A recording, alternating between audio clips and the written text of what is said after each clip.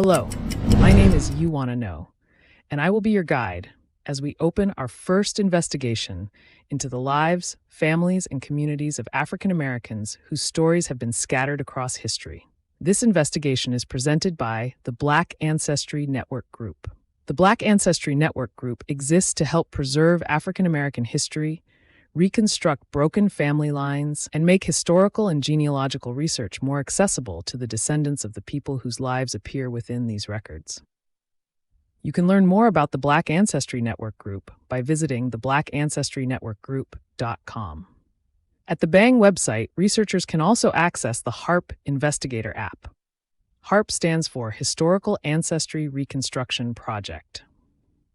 The HARP Investigator was developed to help researchers organize historical evidence, examine family relationships, record conflicting information, preserve unresolved questions, and follow clues from one document to another. HARP Gen exists because African American genealogy is rarely found inside one complete record. Links will be provided in the description area. And now, the Freedmen Files, Case A-001, Polly Ann Colbert, a family reconstructed through testimony, enrollment, and memory. A woman sits on a 40-acre farm near Colbert, Oklahoma. She is elderly now. More than 70 years have passed since the end of slavery. The world around her has changed. Indian Territory has become the state of Oklahoma. The plantations are fading from living memory. Many of the people she once knew are gone. But Polly Ann Colbert remembers. She remembers her mother. She remembers her father. She remembers the families who claimed ownership over them. She remembers Holmes Colbert's plantation. She remembers the Red River. She remembers slavery. And in September of 1937, Polly gives an interviewer something that cannot be replaced. Her testimony. But a testimony is not the end of an investigation. It is the beginning. This is the Freedmen Files. Case A-001. Polly Ann Colbert, the voice that survived. On September 14, 1937, an interviewer named Jesse R. Irvin recorded the recollections of Mrs. Polly Colbert at Colbert, Oklahoma. Polly was identified as a formerly enslaved woman. Her age was reported as 83 years. According to that age, Polly would have been born around 1854. Other records place her estimated year of birth around 1853. That difference is small, but it must still be preserved. In historical investigations, especially those involving formerly enslaved people, ages may change from one record to another. A person may not have known the exact date of birth. An official may have estimated it. An interviewer may have misunderstood it, or a clerk may have copied it incorrectly. Therefore, this investigation will not force the evidence into artificial agreement. We will record what each witness says. Polly told the interviewer that she lived on a 40-acre farm that the United States government had given her. Her home stood approximately 3 miles from the former plantation of Holmes Colbert. That 40-acre farm was more than a place of residence. It was evidence of a later chapter in Polly's life, a chapter connected to Chickasaw Freedmen enrollment, federal allotment policy, and the division of tribal lands in Indian Territory. But before we investigate the land, we must investigate the woman. Who was Polly Ann Colbert? Where did she come from?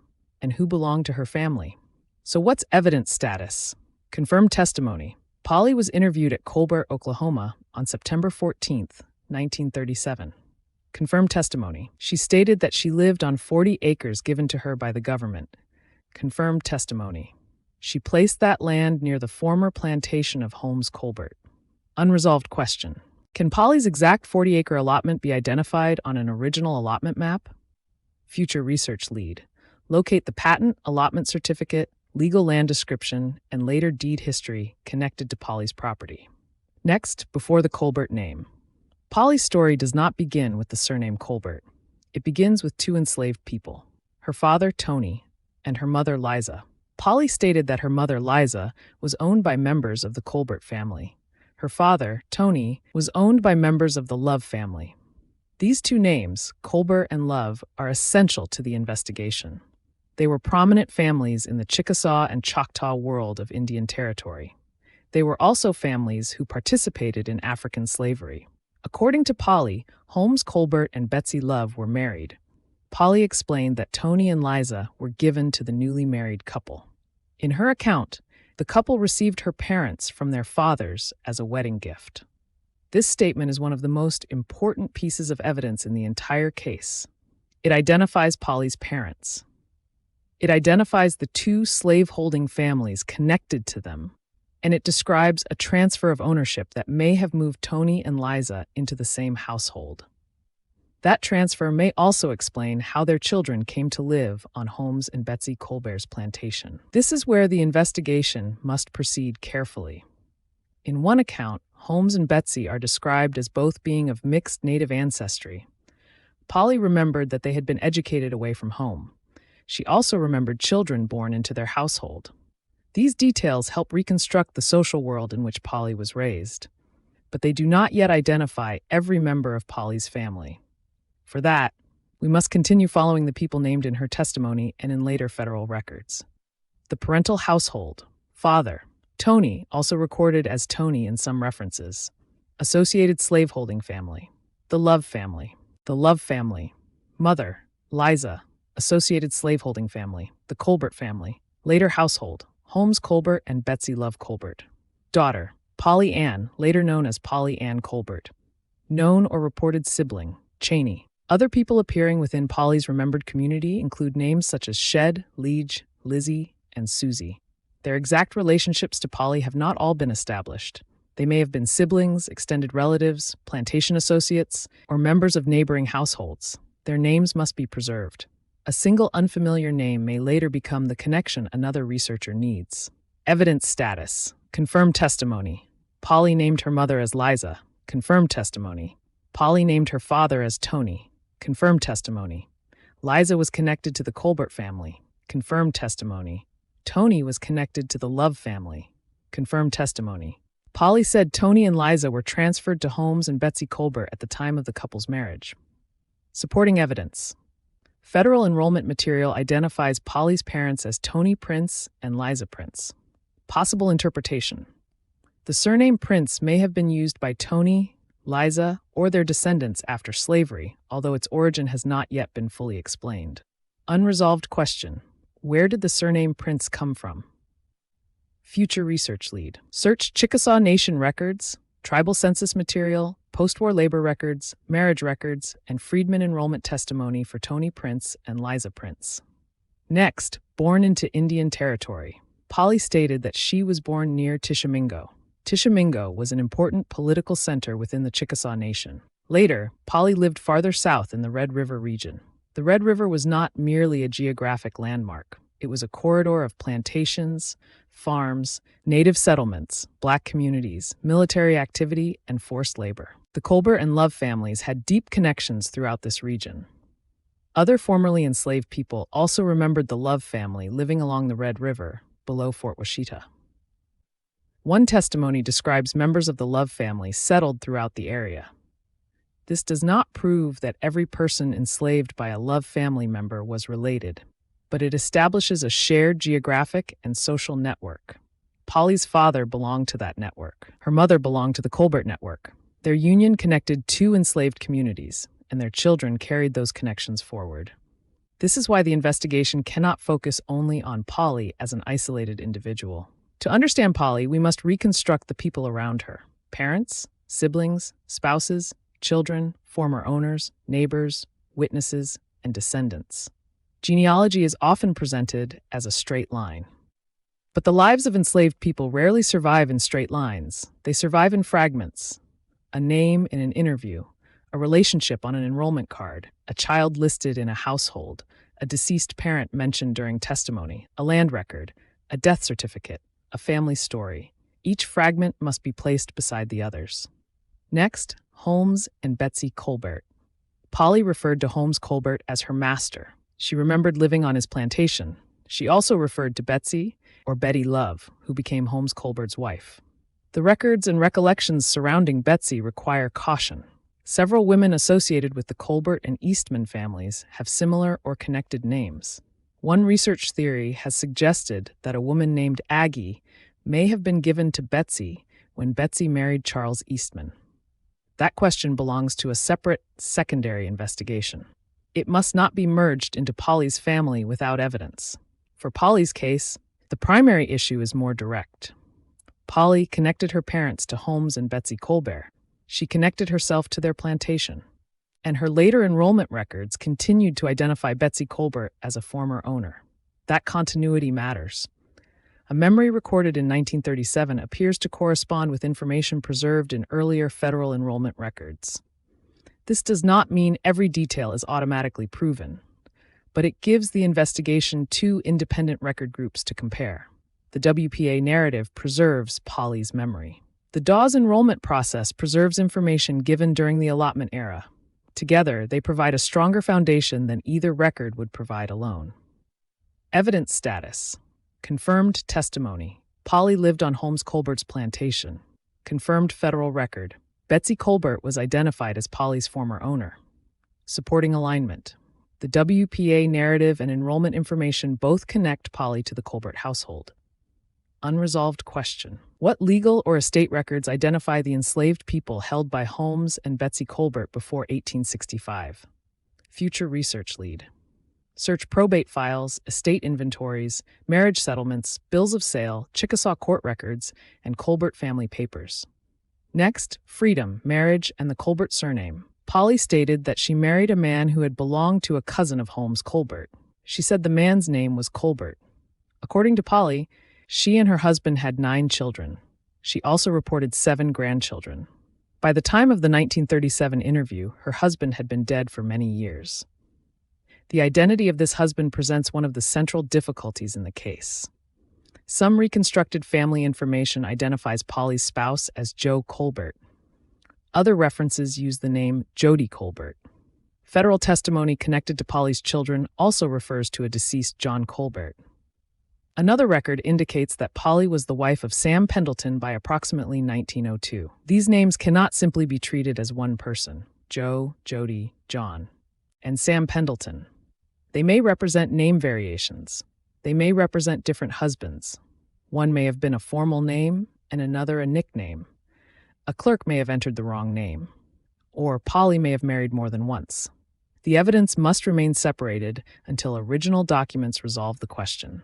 This is an example of why family reconstruction must be based on records, not assumptions. A familiar name is not enough. A shared surname is not enough. A similar age is not enough. Every relationship must be tested. Evidence status. Confirmed testimony. Polly married a man with the surname Colbert. Confirmed testimony. Her husband had previously been enslaved by a cousin of Holmes Colbert. Confirmed testimony. Polly reported 9 children and 7 grandchildren. Supporting record. Joe Colbert has been identified as a spouse in reconstructed enrollment data. Conflicting evidence. John Colbert appears as a deceased father connected to some of Polly's children. Additional record. Polly was associated with Sam Pendleton by the early 20th century. Unresolved question. Did Polly have one husband known by multiple names, or did she marry more than once? Future research lead. Locate marriage records, enrollment testimony, census households, death records, and probate material for Joe Colbert, Jody Colbert, John Colbert, and Sam Pendleton. Next, the Dawes record. Polly Ann Colbert appears within the records created during the enrollment of Chickasaw Freedmen. Her reported Chickasaw Freedmen card number is 866. Her reported Dawes enrollment number is 3597. Her enrollment date has been identified as September 27, 1898. At enrollment, Polly was recorded at approximately 45 years old. That age places her birth around 1853. Her father was identified as Tony Prince. Her mother was identified as Liza Prince. Her former owner was identified as Betsy Colbert. The enrollment process was not merely a census. It determined who would be recognized for allotment purposes. Families were questioned. Relationships were examined. Children were added. Deaths were reported.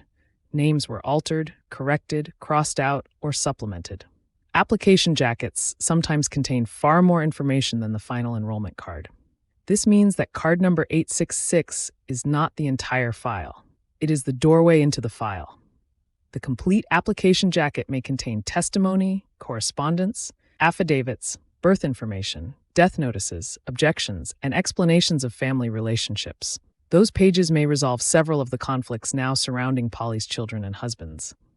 Evidence status. Reported federal enrollment identity. Polly Ann Colbert. Reported classification. Chickasaw Freedwoman, reported card number, reported Dawes number, reported enrollment date, September 27, 1898, reported parents, Tony Prince and Liza Prince, reported former owner. Betsy Colbert, unresolved question. Does the original application jacket contain additional testimony not visible on the enrollment card? Future research lead. Obtain the complete Dawes application jacket for card number 866, including every testimony page, memorandum, transfer, correction, and supplemental document. Next, the children of Polly Ann Colbert. The reconstruction of Polly's children contains significant conflicts. One family summary identifies the following children: Geneva Pendleton, Emma Colbert, Richard Colbert, Tandy Colbert, and John Colbert. Another reading of card number 866 includes names that appear as Fanny, Emma, Richard, Mandy, Mary, Johanna, and a child whose name has been transcribed as Osuma T. These lists do not align perfectly. Some names may represent the same individuals. Tandy and Mandy may reflect a transcription difference. Geneva may later have used the surname Pendleton. Fanny may have been a nickname or a separate daughter. Johanna and John may have been confused during transcription, although gender and record context must be examined before drawing that conclusion. The name transcribed as Osuma T may have been misread from handwritten material. No responsible investigation should silently select one list and discard the other. Both must remain visible until the original records are reviewed. One testimony dated June 21, 1900, at Colbert, Indian Territory, reportedly contains additional family information. That testimony states that Emma died in March of 1900. It also references an infant named Emma V, born on March 20, 1900. The father of Emma V was identified as John V. This creates another layer of relationships that must be carefully reconstructed. Was Emma V the daughter of Polly's daughter Emma? Was the older Emma's death connected to childbirth? Was John V a spouse, partner, or incorrectly transcribed individual? The dates make this a major research lead, but the original testimony must be examined before the relationship is declared proven. Next, provisional children's ledger. Geneva Pendleton. Status: reported child. Research need: determine birth name, father, marriage, household, and whether Geneva also appears under another given name.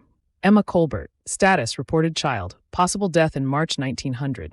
Research need: determine whether she was the mother of Emma V.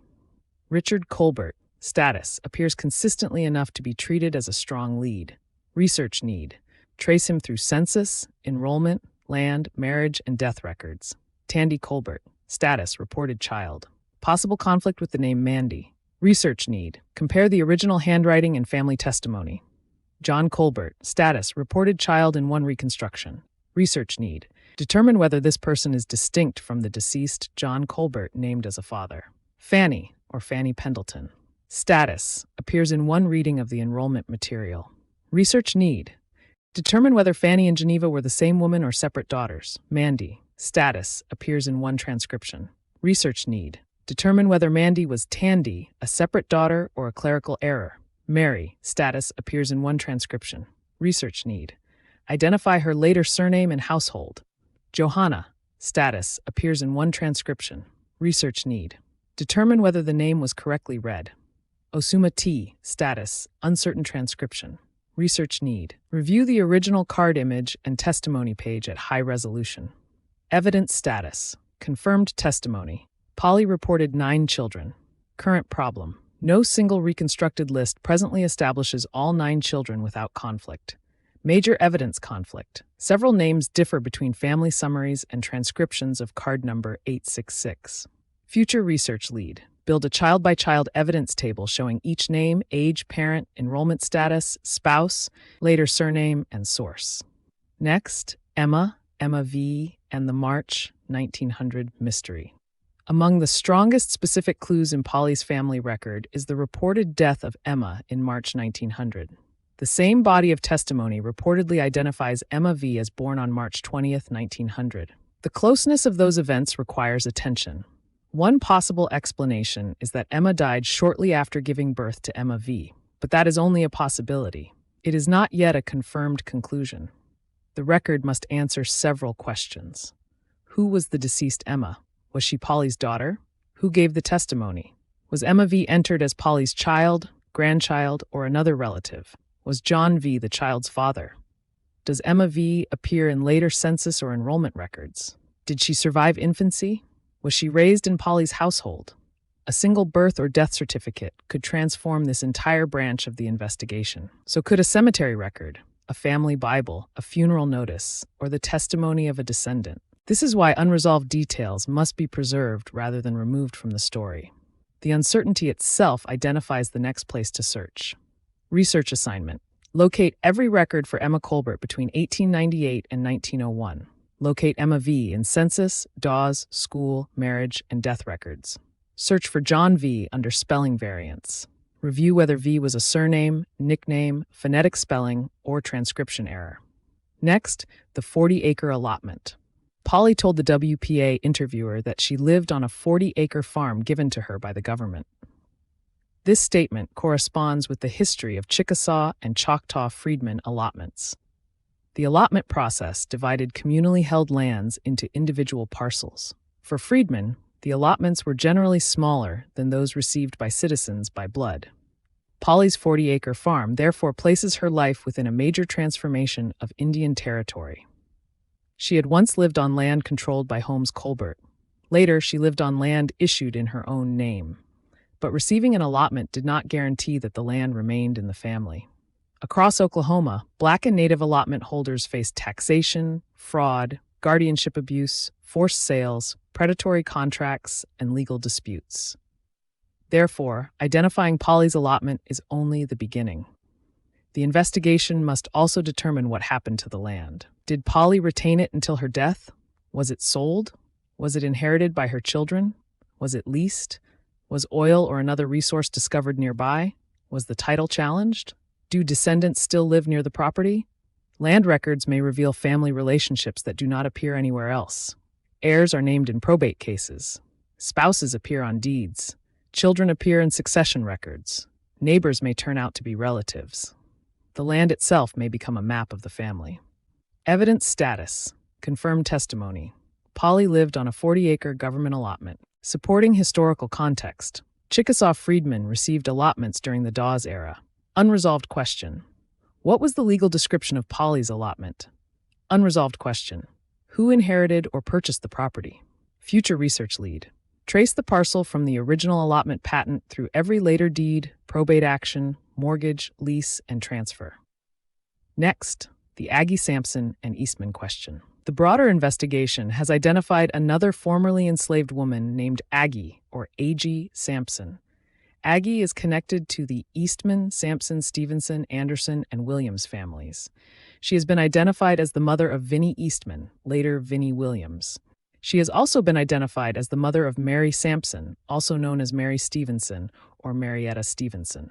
A 1910 census record reportedly places Aggie Sam at the remarkable reported age of 107 in Graham, Carter County, Oklahoma. She was living with Dave and Mary Stevenson. A separate enrollment record identifies Vinnie Eastman Williams. Vinnie's father was listed as Sampson Eastman. Her mother was listed as A.G. Sampson. Vinnie's former owner was identified as Betsy Eastman. These records establish a significant Eastman and Sampson family network. But they do not yet prove a blood relationship between Aggie and Polly Ann Colbert. The families occupied overlapping regions. They were connected to Chickasaw and Choctaw households.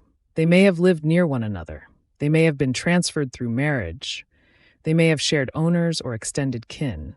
But geographic proximity and shared historical circumstances are not proof of kinship. For now, Aggie remains a secondary investigative thread. She must not be inserted into Polly's family tree unless a document establishes the relationship. This distinction is essential. A strong investigation does not merely gather connections, it measures them. Evidence status. Confirmed separate family network. Aggie Sampson is associated with Vinnie Eastman Williams and Mary Stevenson. Possible community connection. The Eastman, Colbert, Love, and Sampson families occupied related geographic and historical networks. Unproven relationship.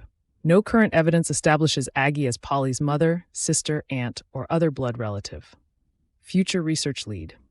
Compare the Dawes application jackets, witnesses, former owner statements, residences, and associated households of Polly Colbert, Vinnie Williams, Mary Stevenson, and other Eastman freedmen.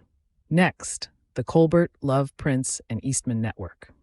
Polly's story is surrounded by surnames: Colbert, Love, Prince, Pendleton, Eastman, Sampson, Stevenson, Williams, Perry, Lindsay. Some of these surnames came from former owners, some came through marriage, some may have been chosen after emancipation, some may identify biological family connections. Others may only reflect community association. This is one of the great challenges of freedmen genealogy. A shared surname does not always mean shared blood. Different branches of an enslaving family may have imposed the same surname on unrelated people. A freed person may have adopted the surname of a spouse. A person may have changed surnames more than once. Children may have used the surname of a mother, father, stepfather, former owner, or later husband. Polly herself illustrates this complexity. She was identified as Polly Ann Prince in connection with her parents. She was known as Polly Ann Colbert through marriage or household association. She was later connected to the Pendleton surname through Sam Pendleton and at least one reported child. The investigation must therefore follow people, not merely surnames. Dates, ages, locations, parents, spouses, children, former owners, witnesses, neighbors, and land. These elements, taken together, form identity. Next, what the WPA narrative can and cannot tell us. The WPA slave narratives are invaluable. They preserve voices that might otherwise have been lost, but they must be handled carefully. The interviews were conducted decades after slavery ended. Memories may have changed. Ages may have been uncertain.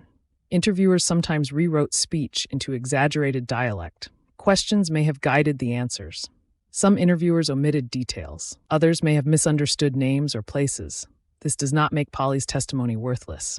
It means her testimony must be compared with records created closer to the events she described: enrollment cards, application jackets, census schedules, marriage records, land records, probate files, church records, death certificates, newspapers, cemetery records, and family testimony. Where these sources agree, confidence increases.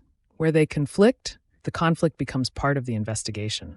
Polly's voice is the foundation of this case, but it is not the only witness. Next, the clue ledger.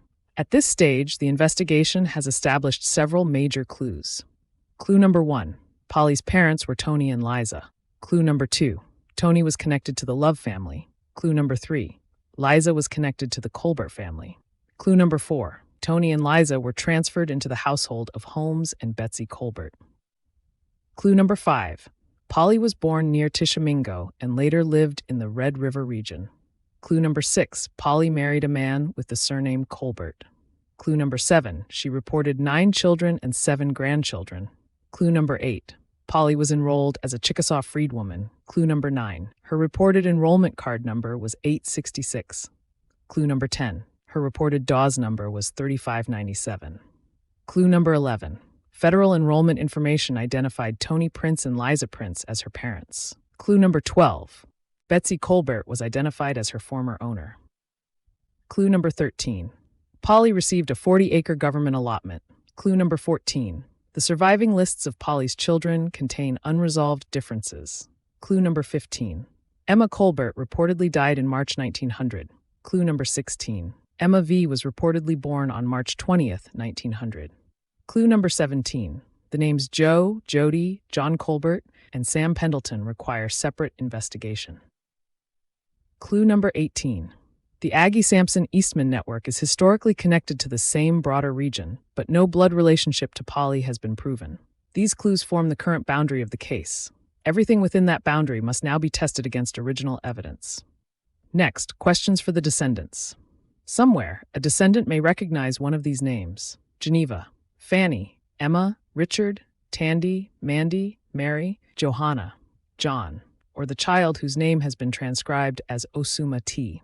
A descendant may possess a photograph with names written on the back, a funeral program, an obituary, a family Bible, a marriage license, a cemetery location, a land deed, an old letter, a church record, or a story passed down through the family. Perhaps someone remembers that Polly married twice.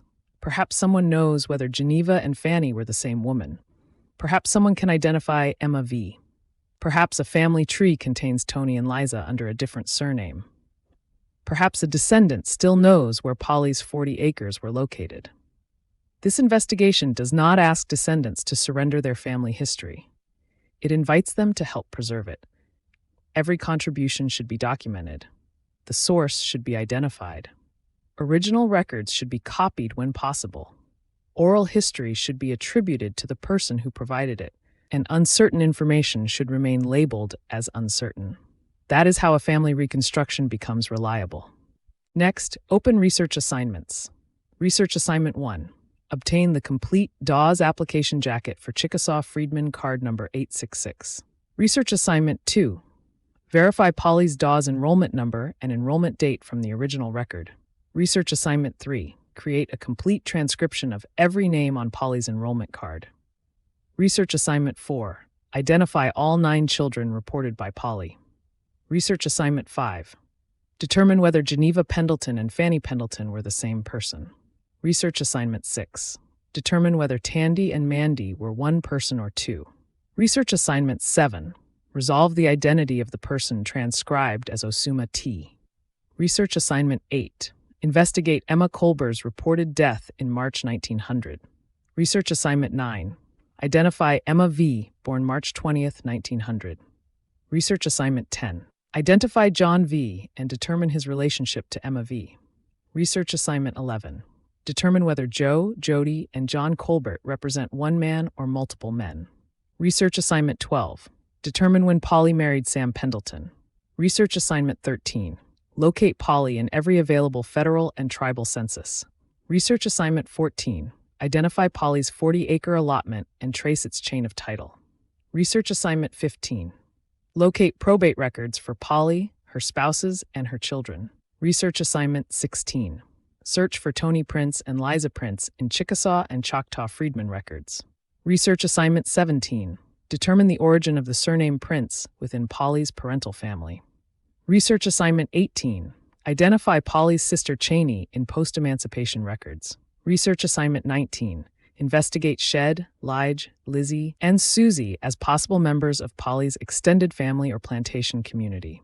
Research Assignment 20. Compare Polly's family with the Eastman, Sampson, Stevenson, Williams, Perry, and Lindsay networks without assuming kinship. For now, the investigation remains open. Polly Ann Colbert survived slavery. She survived the Civil War. She survived the transformation of Indian Territory. She lived through emancipation, tribal reconstruction, federal enrollment, allotment, and Oklahoma statehood. By 1937, Polly was living on 40 acres of her own. But the people surrounding her story remain partially hidden. Tony, Liza, Cheney, the unnamed Colbert husband, the 9 children, the 7 grandchildren, the children whose names appear differently in federal records, the infant born in March 1900, the daughter who may have died during the same month, the land Polly received, and the descendants who may still carry the answers. The purpose of this investigation is not to force every uncertainty into a conclusion. The purpose is to preserve the evidence, to identify the conflicts, to follow the clues, and to leave a clear path for the next researcher. Polly's testimony gave us the first map. The Dawes records gave us another. The land records may give us another. The descendants may hold the missing pieces. This case is not closed. It has only been opened. This is the Freedmen Files. Case A-001. Polly Ann Colbert. The investigation continues. Before you leave, help us determine whether investigations like this should continue.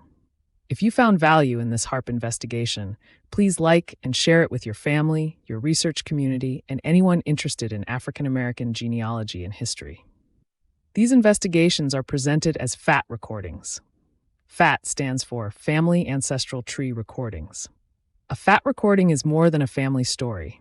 It is an organized record of the people, documents, relationships, conflicts, and unanswered questions discovered during a HARP investigation. The purpose is to preserve what has already been found, while leaving a trail that descendants and future researchers can continue to follow.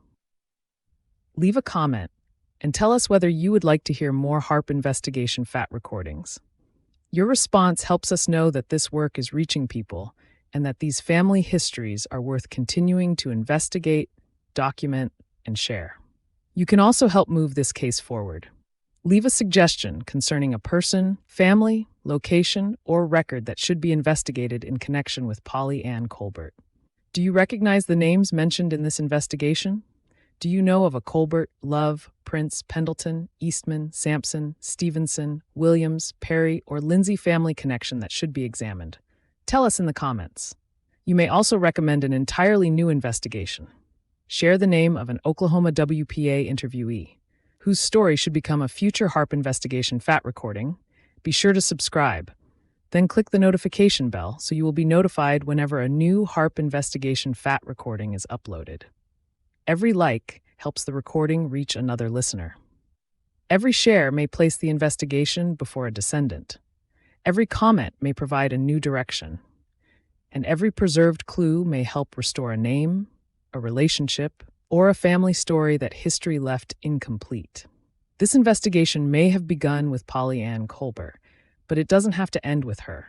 Like, share, subscribe, click the notification bell, and leave your clues, questions, and research suggestions in the comments. This has been a HARP investigation presented by the Black Ancestry Network Group. Visit theblackancestry.networkgroup.com to learn more and to access the HARP Investigator app. I am You Want to Know. And until the next investigation, keep searching, keep documenting, and keep the family record alive.